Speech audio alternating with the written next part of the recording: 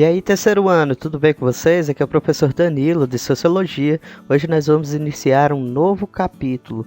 Lembrando que eu estou substituindo o professor Eduardo aqui na disciplina e gostaria de já adiantar que essas aulas elas vão seguir ou tentar seguir o mesmo ritmo de antes, tá certo?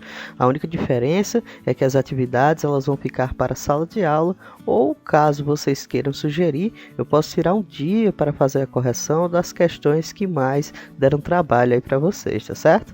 Bora lá! Galerinha, Karl Marx foi um filósofo, sociólogo, economista, jornalista e teórico político alemão.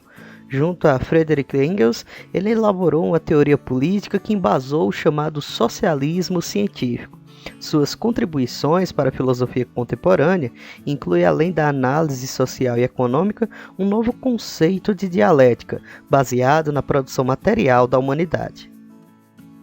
Esse conceito dialético, chamado de materialismo histórico dialético, proporcionou uma nova visão para a análise social e científica sobre a história da sociedade. Ao analisar a produção material da Europa no século XIX, Marx identificou a marcante desigualdade e a exploração de uma classe detentora dos meios de produção, a qual ele chamou de burguesia, sobre a classe explorada, que ele chamou de proletário, o que acabou marcando profundamente a sua carreira. Entre as principais obras de Marx, podemos falar as publicações como o Manifesto do Partido Comunista, que foi escrita a quatro mãos com Friedrich Engels. O manifesto fundou um novo pensamento socialista comunista. Já a obra A Ideologia Alemã, um dos mais importantes trabalhos desse sociólogo, é um livro escrito e publicado lá entre os anos de 1845 e 46, trazendo à tona uma primeira formulação precisa do conceito de materialismo histórico dialético. Já a obra Contribuição para uma Crítica da Economia Política, Marx faz uma espécie, galera, de preparação do terreno para sua obra magna, que viria alguns anos depois. Já o Capital é tida como a mais densa e completa produção de Marx. É o ápice, literalmente, da produção do filósofo e consagrou de vez a sua teoria social sobre a divisão de classes sociais, a burguesia e a exploração do trabalho. Galera, as contribuições de Karl Marx para a história, para a filosofia e para a sociologia garantiu a formulação de um novo modo de análise social voltada para a crítica do capitalismo. Foram fundamentais para a disseminação da sociologia e para sustentar um método sociológico muito mais sólido. A teoria crítica do capitalismo, fundada por Marx e Engels, esclareceu alguns fatores que a análise de Durkheim, de Weber também, deixou um pouco a desejar, já que não aborda muitos aspectos que são trazidos na obra de Marx. Galera, é interessante a gente notar que durante a juventude de Marx, a sociologia ainda nem tinha surgido de fato como uma ciência. Na prática, isso só viria a acontecer mais tarde através das mãos do francês Émile Durkheim. Porém, os conceitos presentes nos textos e na obra de Marx, não somente os que dizem respeito à teoria marxista ou ao socialismo, deixaram para os sociólogos respostas sobre uma lógica capitalista de um sistema de privilégios, em que uma classe sobrepõe-se à outra e sobre o funcionamento interno do mercado e da produção. A sua obra, galera, abarca de maneira extensa e bem densa os conceitos filosóficos, econômicos e históricos, além de abrir caminho para uma ampliação do método sociológico. Porém, o filósofo ficou mais conhecido por sua teoria de análise e crítica social, que reconhecia uma divisão de classes sociais e a exploração de uma classe privilegiada e detentora dos meios de produção sobre uma classe dominada, responsável diretamente por essa produção.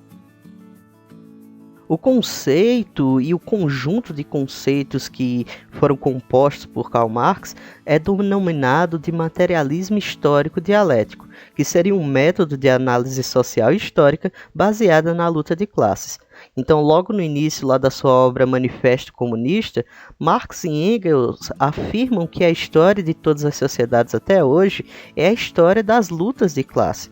Então essa frase icônica representa o cerne do que é o marxismo, o reconhecimento de que as diferentes classes sociais são transpassadas por relações de dominação.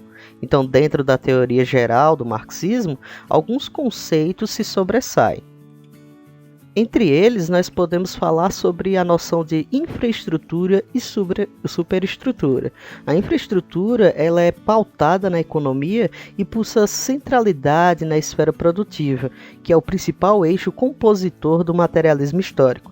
A infraestrutura envolve a divisão do trabalho, a produção e as suas relações, a compra, a venda, o comércio, entre outros. Já a superestrutura seria o conjunto de instituições e normas que mantêm a ideologia social e a lógica de exploração funcionando. São elementos da superestrutura, por exemplo, o Estado, as leis, a religião, a cultura. Já outros dois conceitos extremamente importantes que são necessários para entender a teoria de Marx seria a mais-valia e a alienação. A mais-valia seria a diferença entre o preço de matéria-prima e produção de uma mercadoria e o preço do trabalho, levando em consideração o custo dos meios de produção da mesma mercadoria. Como assim, professor? Bem, a mais-valia na prática seria o lucro obtido pelo burguês em cima do trabalho do proletário, levando em consideração todos os custos que ele teve com o salário e com os materiais e a estrutura de produção. Já a alienação leva em consideração uma separação evidente entre o trabalhador e o fruto do seu trabalho. A mais-valia que nos processos de produção manufaturados beneficiava os artesãos, no processo de produção capitalista industrial, beneficia o dono dos meios de produção e tira dos trabalhadores a incapacidade de se reconhecer como responsável direto do trabalho e da produção da mercadoria. Após a constatação, galera, do processo de dominação, Karl Marx ele apresenta como é possível uma solução a partir da chamada Revolução do Proletário. Essa revolução seria uma revolta da classe operária, da classe proletária, que tomaria consciência da sua participação dentro dos meios de produção, de sua força e das injustiças que eles vivem através da mais-valia. Essa revolução derrubaria o Estado e implantaria uma ditadura do proletário, uma ditadura do trabalhador, que teria como missão acabar com a propriedade privada e minar aos poucos a diferença entre as classes sociais.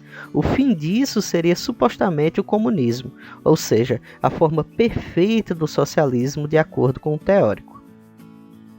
Ainda falando sobre a teoria marxista, eu gostaria aqui de me aprofundar com vocês sobre os conceitos de materialismo histórico e materialismo dialético. O materialismo dialético faz parte do marxismo socialista. Então, na concepção marxista, a dialética é uma ferramenta utilizada para compreender a história humana. A dialética marxista considera o movimento natural da história e não admite sua maneira estática e definitiva. Segundo as palavras de Engels, o movimento é um modo de existência da matéria. Sendo assim, a história, quando é analisada como algo em movimento, torna-se transitória, que por sua vez pode ser transformada pelas ações da humanidade. Nesse caso, galera, a matéria possui uma relação dialética com os âmbitos psicológico e social, e assim os fenômenos sociais são interpretados através dela.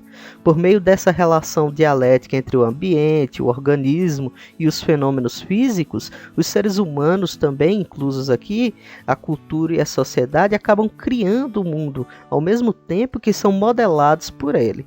Vale notar que o materialismo dialético é oposto ao idealismo filosófico, que acreditava que o mundo material é um reflexo do mundo das ideias. Por outro lado, para o materialismo dialético, o corpo e a mente são indissociáveis e os seres humanos podem modificar o real e não somente observá-lo passivamente. Já o materialismo histórico, diferente do dialético, estuda as formas de produção da vida material das sociedades. Essa vertente marxista afirma que as relações sociais são fruto do trabalho dos seres humanos, bem como do que produzem para suprir suas necessidades materiais. Falando isso de outra forma, o materialismo histórico nada mais seria do que aplicar os princípios do materialismo dialético no estudo da vida social e das relações que ocorrem na sociedade. Literalmente, seria a aplicação do materialismo dialético na história social.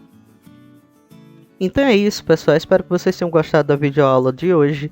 Não deixem de fazer a releitura desse capítulo, tá certo? E ao passo que fazem essa leitura, respondam também as atividades, beleza? Lembrando que a correção dessas questões serão feitas em sala de aula para que possamos revisar junto esses conteúdos. Desejo a todos uma ótima semana, um grande abraço em cada um de vocês e até mais.